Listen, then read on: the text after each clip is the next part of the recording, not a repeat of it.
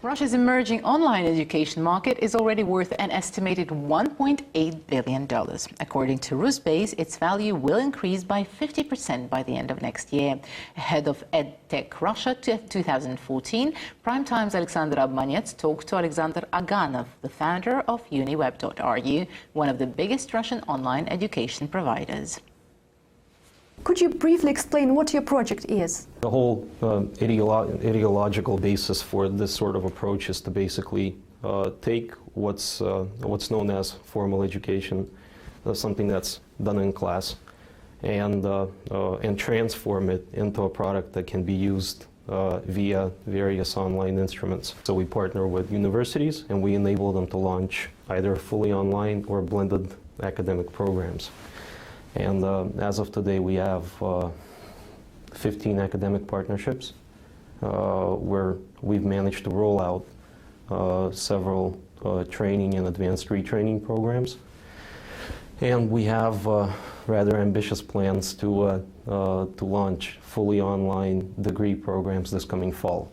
Is an online education as good as an offline one? So if you were to look at a program that was done online, it would have to replicate the education process.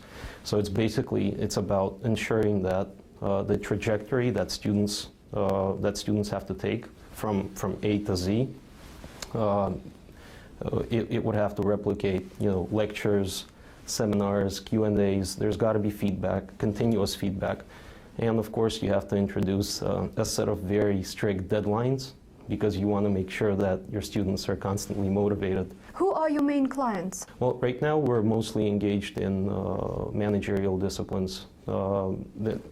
It's really, there's no trick, there's no secret. We understand that that's where most of the market demand currently lies. So that was an evident choice for us to make in structuring our business model. Eventually we'll probably roll out, online degree programs in geography and literature and arts and what have you, given that there's a significant amount of market demand. Do you think that online degrees will be regarded as highly as traditional university degrees one day? So right now it's mostly professional education, so advanced retraining programs, master's level education.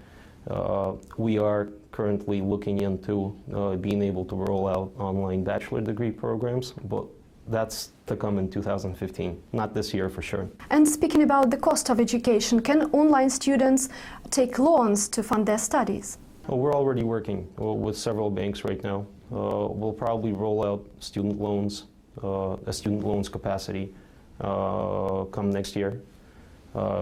It's something that's already happening in other parts of the world where online education has had a greater impact. Like in the United States and Canada and the UK, other parts of Europe. We see no reason why a student who wants to study online can't get the same loan facility that he could have had he gone to an in-class academic program. And for the universities you collaborate with, is this a PR exercise or a way of making money? That's the idea, right? Because everything that we do is paid education. We're not a MOOC. We don't operate along the frameworks of a sort of an open online courses model. Our idea is to roll out full academic programs. So the underlying assumption is that they will always be paid education. For universities, there's two things. I mean, there's two birds that they kill with one stone, right? They become an active member of the online education community, which is not a very trivial task had they gone a different route. And of course, the second underlying motive is definitely to make sure that it's economically viable.